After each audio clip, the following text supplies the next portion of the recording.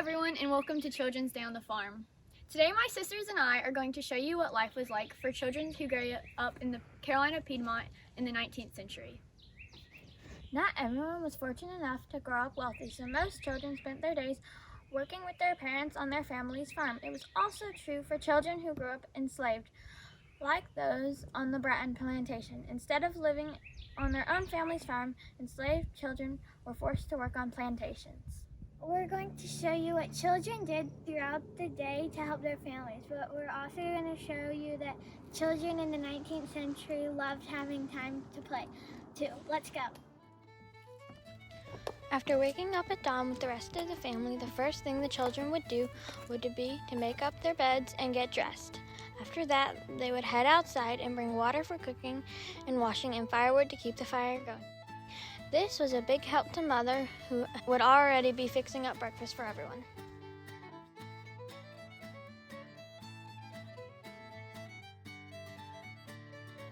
The next big responsibility would be to help Father look after the livestock. Every family depended on their animals for food or work. So it was important to make sure that all the animals were healthy and had enough food and water.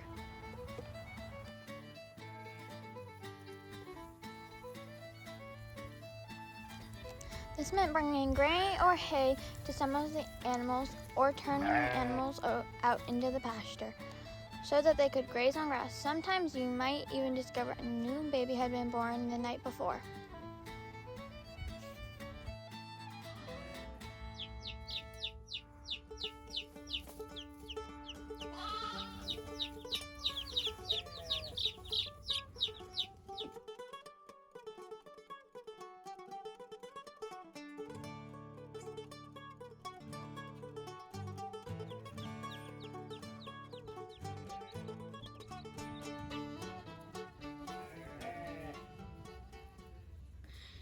Did you know that the average cow in the 19th century could produce over 2 gallons of milk every day? That's a lot of milk. And in the 19th century, refrigerators hadn't been invented yet, so people had to figure out what to do with it because their cow would give them even more the next day. One great way to use up milk was to make butter, which children in the 19th century learned how to do from a young age, so I'm going to show you how they did it. First, here are all of our tools used to make butter. A butter churn, a butter paddle, the dasher, the molds, and a small bowl. I made sure to wash everything very well beforehand to keep the butter as clean as possible. To get started, I'm going to begin with the cream that came from milk. When you let fresh milk sit for a little while, the cream will float to the top and you can skim it off. That's what I have here. So I'll take cream and pour it into the butter churn, and then I'll start churning. Depending on the heat, this can take anywhere from half an hour to much longer than that.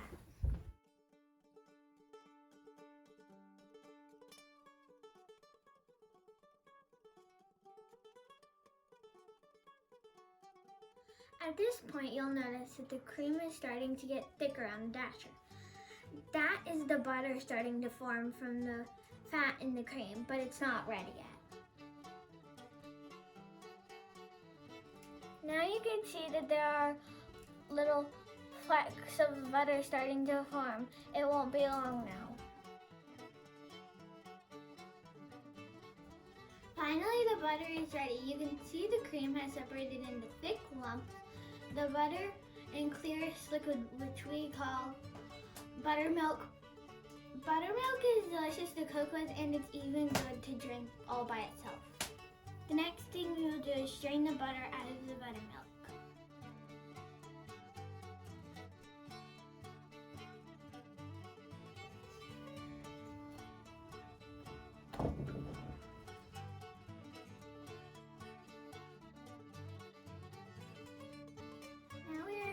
The most important part of making butter, washing it. Butter is very shelf stable and doesn't require refrigeration, but buttermilk will spoil. So I have to wash the butter, and using the butter paddle squeeze out as much buttermilk as I can. As you can see, it helps to have two people working on this.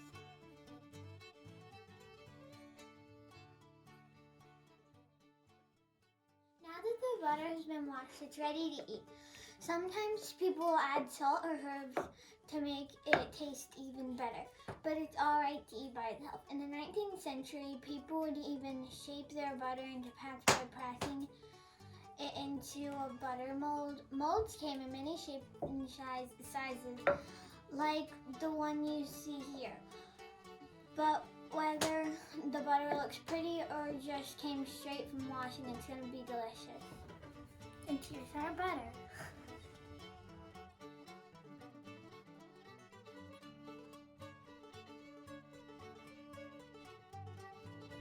The real chores begin after breakfast. These chores might be different every day because children's work depended on what had to be done on the farm. Today we're working on planting beans. In the 19th century, people had to grow or raise most of the food they ate, so children would help their parents plant. Enslaved children might help their parents plant vegetables in the garden or help plant bigger seeds like cotton or corn. Today I'm going to show you how to plant a seed. You can try this at home in your own garden or yard. Just make sure you ask permission first. The first thing we're going to do is to figure out where you want your plant to grow. Do you want it to grow in the ground or do you want it to grow in a pot? I'm going to put our seeds in the ground, as you can see here. And I've made sure to pick a place where the plants will get plenty of sunlight. You can also see that there are some hills on the ground where I'll plant the seeds. These little hills are made out of good soil that will feed the seeds as they grow. Next, I'm going to push the seeds into the ground until I get to the second knuckle on my finger. Other kinds of seeds like to be planted at other kind of depths. So before you do this, you might want to do some research. After the seed is in the soil, I'll take a little of the dirt around it and cover it up, pressing down lightly. Be careful not to press too hard. And I'm going to continue down the row until I get to the next hill, where I can plant the same kind of seeds or pick a different kind. Finally, I'm going to water the seeds. Not too much, just to keep the soil damp.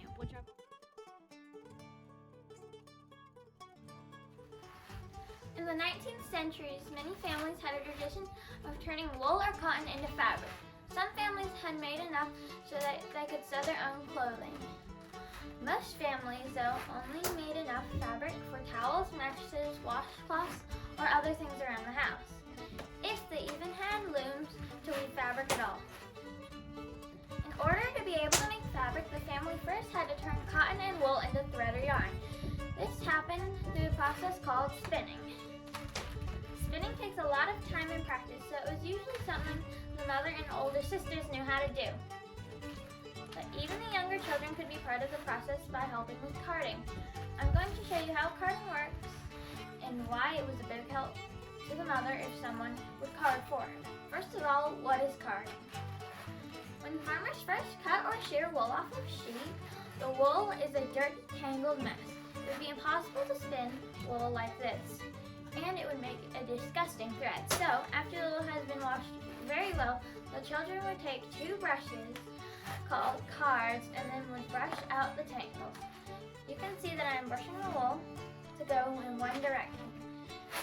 When the tiny wool fibers all go the same direction, it is much easier to spin.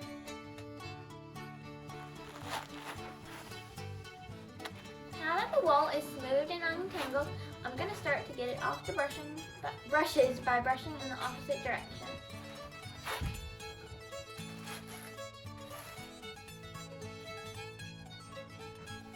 Next, I'm going to hand this carded piece of wool called a roll lag to the spinner. It will feed it to the spinning wheel, which turns the wool into thread or yarn. Why is it such a big help for me to card while mother spins? If I'm doing all the carding, she doesn't have to stop spinning. When we work together like this, we can turn a lot more wool into thread than if mother works all by herself. The finished wool yarn could go to the weaver next to be turned into fabric, but I hope it will be knit into a pair of warm mittens just in time for winter.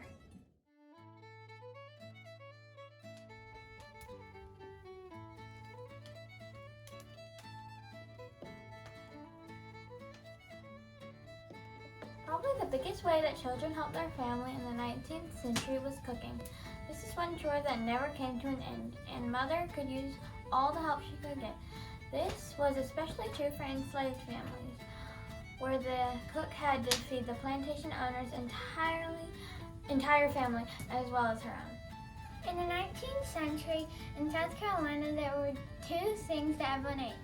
Whether they were wealthy like the Brattons or living enslaved on a plantation or just average. Everyone ate corn and pork. Corn was easy to grow and pigs were easy to raise. So today we're going to show you how to make corn cakes. Corn cakes had a lot of different names, like Johnny cakes, Hope cakes, or corn pone. There were a lot of different ways to make them, but all corn cakes had some basic ingredients: cornmeal, water, and salt. You can even add flour, eggs, sugar, and lard to get cornbread.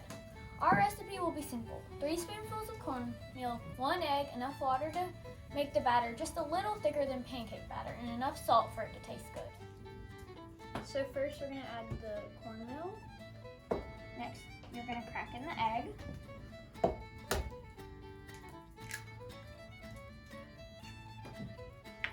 I'm going to add a little water at first, so you don't get it too wet.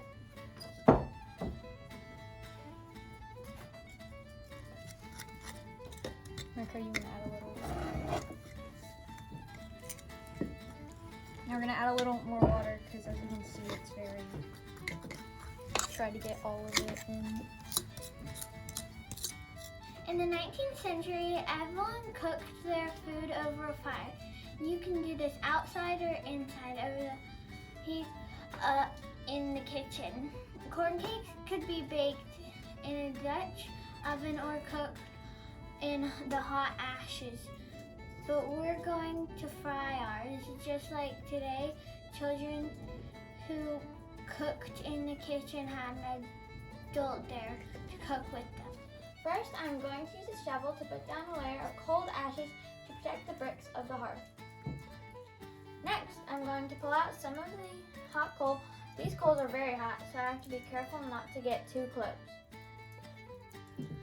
Now I'm going to put my skillet over the coals. The coals are hot enough that they'll get the skillet to a temperature right to fry our corn cakes. Once the skillet is hot enough, I'm going to put some butter. In the melted butter will keep the corn cakes from sticking onto the skillet and burning. In the 19th century, people would use butter or bacon fat to cook with, although there are lots of other things we use too. Finally, when the butter is sizzling, we know that our skillet is hot enough to fry our corn cakes. I am very careful put them in the skillet, and a few minutes we'll flip them over and cook the other side. Once they cool, we can top them with more butter or molasses. They're just what we needed to add to our lunch. After lunch or dinner, as they called in the 19th century, children often have time to take a break from their chores and spend time playing.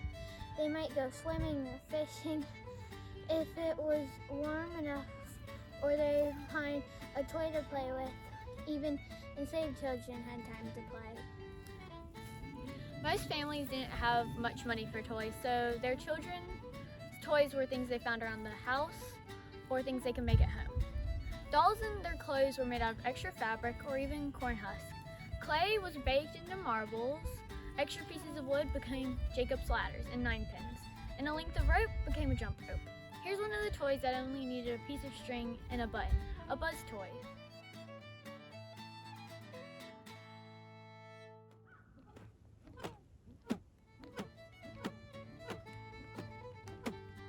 Lots of times, though, when children had brothers or sisters or friends to play with, they would spend their time playing games all together. A few popular games were Hide the Slipper, Annie Over, and Hide and Seek. That was just us being slow.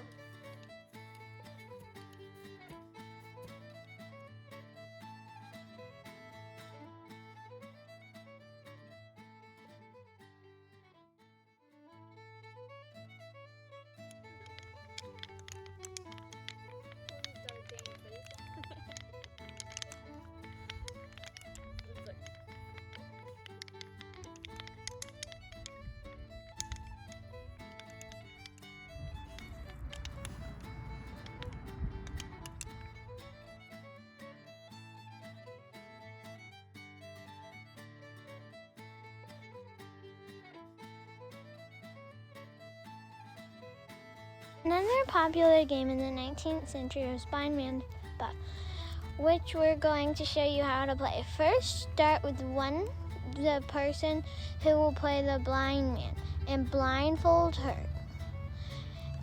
Her goal is to run around and catch one of the other children.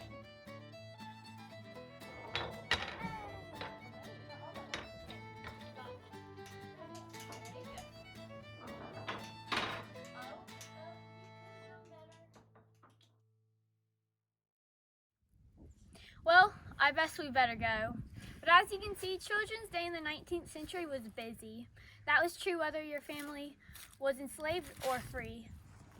And after all the working and playing, we still have a few things to do after supper. They would help Mother wash the dishes, help Father with the animals, and then practice reading and writing before they go to bed if they were in school. Thank you so much for joining us today. We had fun showing you how children helped out on the farm in the 19th century. I hope you'll get to try out some of the activities we showed you at your house.